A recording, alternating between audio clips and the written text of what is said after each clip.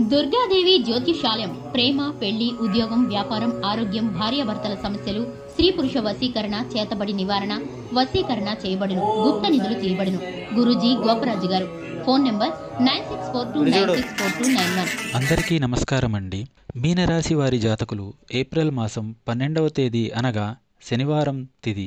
ఈ రోజున ఇద్దరు వ్యక్తులు ఏం చేయబోతున్నారో తెలిస్తే మీ ప్రాణం పోతుంది. మీరు చాలా వరకు కూడా ఇటువంటి పరిస్థితుల్లోకి నెట్టివేయబడుతున్నారు. ఆ ఇద్దరు వ్యక్తులు ఎవరు, ఏం చేయబోతున్నారు తదితర అన్ని వివరాలు ఈ వీడియోలో తెలుసుకుందాము. వీడియో నచ్చితే లైక్ చేయండి. మీ లైక్ మాకు ఎంతో సపోర్ట్ అండ్ ఎంకరేజ్మెంట్గా ఉంటుంది. ఇక ఆలస్యం అనేది ఏమాత్రం లేకుండా మనం ఈ వీడియోలోకి వచ్చేద్దాము. ఈ రాశి వారికి ఓర్పు, సహనము చాలా ఎక్కువ. ఎప్పుడైతే ఓర్పును కోల్పోతారో అటువంటి సమయంలో వీరి కోపము ఒక ప్రళయం అని చెప్పొచ్చు. తమపై తమకు నమ్మకం ఉండదండి. అదే వీరికి మైనస్ పాయింట్ అని చెప్పాలి. పక్క వాళ్ళను ఎంత ఎక్కువగా నమ్ముతారో వీరిని వీరు మాత్రం అంత తక్కువగా నమ్ముకుంటారు. అందుకే కొన్ని ఇబ్బందులు వస్తాయి. ఏదైతే సాధించాలనుకుంటున్నారో అది ముందుకు వెళ్లకుండా అక్కడే ఆగిపోవడం జరుగుతుంది. కానీ ఈ రాశి వారికి ఈరోజు మంచి రోజు. ఇక ఇప్పటి నుంచి మీ కష్టాలు నష్టాలు అనేది ఒక భాగమే, కానీ కష్టాలు నష్టాలు జీవితం ఇక ఉండదు. ఇప్పటి వరకు వచ్చిన కష్టాలను, ఇబ్బందులను ఎదుర్కొన్నారు. ఓర్పుతో, చిరునవ్వుతో ముందుకు సాగారు. అనుకున్న విషయాలను సాధించి ముందుకు సాగారు. దైవాన్ని ఆరాధించడం ఈ రాశి వారికి చాలా ముఖ్యమైంది. ప్రతిరోజు దైవారాధన చేయండి. దైవ సహాయం తప్పక తోడుంటుంది. మీరు నమ్మకపోవడం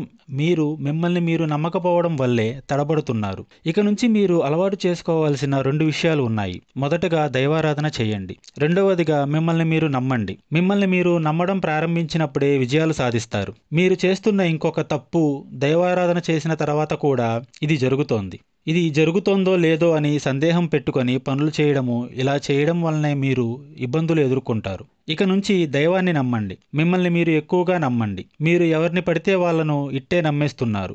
వీలైనంత వరకు దాన్ని దూరం చేయండి. ఎందుకంటే మీరు ఎక్కువగా నమ్మిన వాళ్ళు మిమ్మల్ని ముంచే ప్రయత్నం చేస్తారు. అది కూడా ఈ రోజున చాలా వరకు ఇత్యాది పరిస్థితులు గోచరిస్తున్నాయి. మీ జీవితంలో తల్లిదండ్రుల దగ్గర మాత్రమే ఏ విషయమైనా చెప్పండి. భార్యాభర్తలు అయితే గనక ఒకరికొకరు రహస్యంగా చెప్పుకోండి. పని పూర్తయ్యే వరకు ఎవ్వరికీ షేర్ చేయొద్దు. ఎందుకంటే ఈ రోజున నూతన పనులు ఎక్కువగా మొదలు పెడతారు. వాటిలో మీరు పని ప్రారంభించక ముందే వెనక్కి లాగేసే వ్యక్తులు ఇద్దరు ఉన్నారు. అది నూతన ప్రారంభాలు ఏదైనా కావచ్చు. వాహనం కొనుగోలు చేద్దాము, ఇల్లు కొనుగోలు చేద్దాము, వ్యాపారం మొదలు పెడదాము అంటూ మంచి సంకల్పాల రీత్యా నిర్ణయాలు తీసుకుందాము అనుకునే లోపే మీరు మిమ్మల్ని వెనక్కి లాగేస్తారు. అలా కాకుండా మీరు సొంత ఆలోచనలతో ముందుకు వెళ్తే మీ ఆర్థిక అభివృద్ధిని ఎవరూ ఆపలేరండి. చేసే పనులు సాఫీగా జరిగిపోతాయి.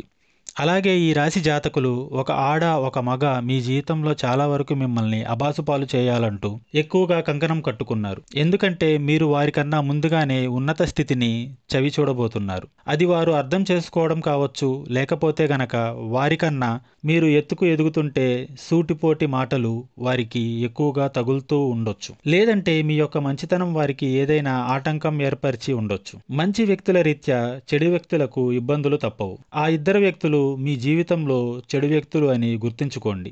వారు చెప్పే మాట, చేసే చేత, చెప్పి చేయించే ప్రతి పని కూడాను మీకు నెగిటివ్గానే ఉంది. ఒక్కసారి మనసుతో పెట్టి ఆలోచిస్తే వారు ఎవరు మీకే అర్థమవుతుంది. ఒకవేళ మిమ్మల్ని మోసం చేసి మీ జీవితం నుంచి వెళ్ళిపోయి మళ్ళా వచ్చే వ్యక్తులు కూడా కావచ్చు. వారు ఎంత క్షమాపణ అడిగినా వాళ్ళను మళ్ళీ జీవితంలోకి ఇక రానివ్వకూడదు. వారికి ఎటువంటి సాయం చేయొద్దు. వారి కష్టాన్ని కనీసం వినే ప్రయత్నం కూడా చేయొద్దు.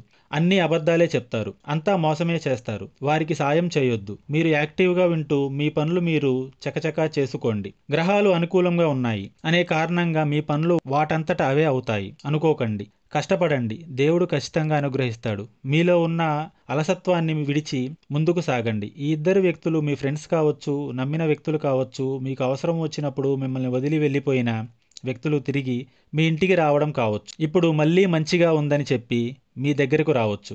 వాళ్ళపై కరుణ చూపించొద్దు. మీ జీవితంలోకి వారిని మళ్ళీ తీసుకుంటే ఈ రోజున మీతో మాట్లాడారు కదా అని చెప్పి పాత జ్ఞాపకాలు విడిచిపెట్టి వారితో స్నేహాన్ని మొదలు పెడితే ఇంకా అంతే సంగతి. ఇత్యాది విషయాల్లో కాస్త అప్రమత్తంగా ఉండండి. నిత్యం శివారాధన చేసుకోండి. హనుమాన్ చాలీసాను పఠించండి. అంతా మంచే జరుగుతుంది.